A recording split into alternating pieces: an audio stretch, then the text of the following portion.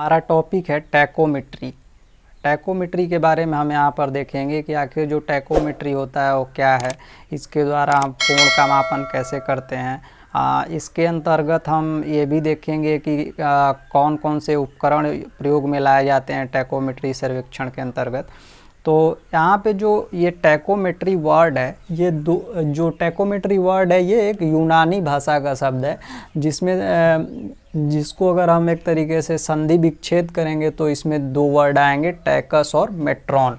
तो यहाँ पे हम लिख लेंगे, जो सबसे पहला शब्द है आएगा वो टैकस और मेट्रॉन। इन दो शब्दों से मिलकर टैकोमेट्री बना है, जिसमें जो टैकस है, इस टैकस का मतलब होता है तीव्र, और जो मेट्रॉन है इसका मतलब होता है मापन, अर्थात तीव्रता से मापन किया जाता है इसमें। इसका हम लगभग में मीनिंग ये समझ सकते हैं। ये जो टैकोमेट्री है, इस टैकोमेट्री सर्वेक्षण में जो उपकरण प्रयोग में लाया जाता है उस उपकरण को टैकोमीटर कहते हैं।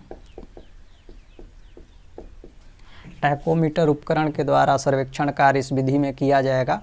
टैकोमेट्री सर्वेक्षण विधि में हम क्या करते हैं कि जो हमको दूरी मापना है वो दूरी हम अपने उपकरण स्टेशन से लेकर के क्षैतिज और ऊर्ध्वाधर दूरियां जो हैं वो प्रकाशीय प्रेक्षण के द्वारा मापते हैं। इसमें जो हाथ से मैनुअल नहीं मापा जाता है, जिसमें मैनुअली जैसे हमको दूरी मापना है तो वहाँ पे फीता का प्रयोग करते हैं, अगर हम चेन सर्वे कर रहे हैं तो वहाँ चेन का प्रयोग करते हैं।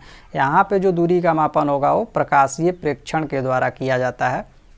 तो ये जो टैकोमेट्री विधि है, इसकी अगर हमको परिभाषा लिखनी होगी तो हम लिखेंगे कि टैकोमेट्री दूरी मापने हेतु सर्वेक्षण की वह विधि है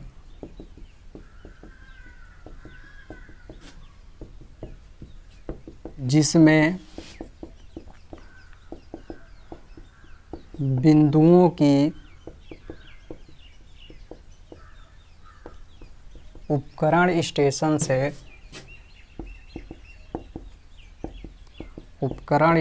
से ऊर्ध्वाधर तथा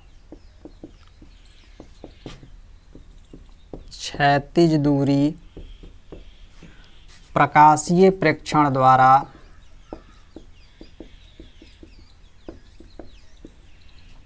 द्वारा मापी जाती है।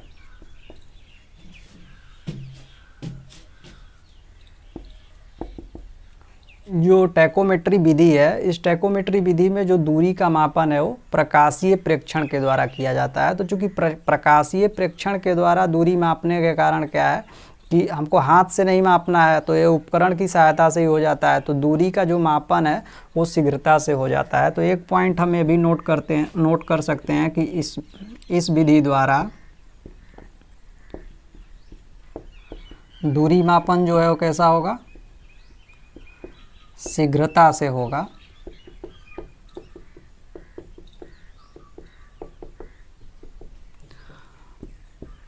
और जो दूरी मापन जब शीघ्रता से हो जाएगा तो जाहिर सी बात है कि अगर दूरी का मापन शीघ्रता से हो रहा है और मैनुअली नहीं हो रहा है तो थोड़ी बहुत उसमें अशुद्धियां रह जाती हैं। तो इसमें हम एक चीज़ ये भी लिख सकते हैं कि जो चेन सर्वेइंग हम करते हैं या जो हम फीते से जो दूरी मापते हैं उसकी तुलना में हमको जो मान प्राप्त होगा वो कम शुद्ध प्राप्त होगा।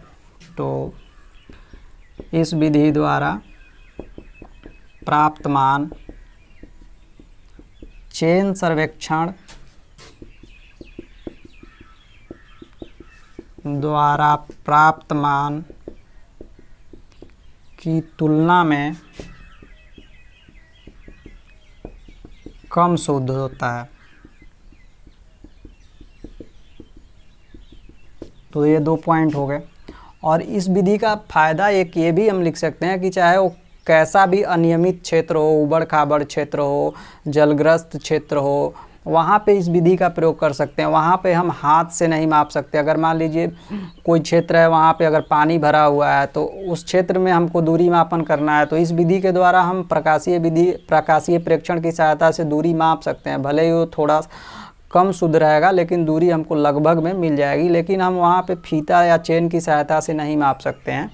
तो इस विधि के द्वारा अनियमित क्षेत्रों में भी मापा जा सकता है, तो इसको आप एक पॉइंट के रूप में लिख सकते हैं। और चूंकि इसमें प्रकाशीय प्रेक्षण के द्वारा दूरी मापी जाती है, यहाँ पे जैसे हमने लिखा है कि प्रकाशीय प्रेक्षण की सहायता से दूरी मापी जाती है। इस विधि को हम एक और नाम देते हैं ऑप्टिकल डिस्टेंस मेजरमेंट मेथड। तो इसको हम एक और विधि कहेंगे ऑप्टिकल डिस्टेंस मेजरमेंट मेथड, जिसको हम शॉर्ट में यहाँ पे जो सबसे फर्स्ट वर्ड है उनको ले लेंगे ओडीएम, ओडीएम मेथड भी कहते हैं। और इसको हिंदी में हम कह सकते हैं प्रकाशीय दूरी मापन विधि। तो ये हमारा इस टैकोमेट्री का एक दूसरा नाम हो गया।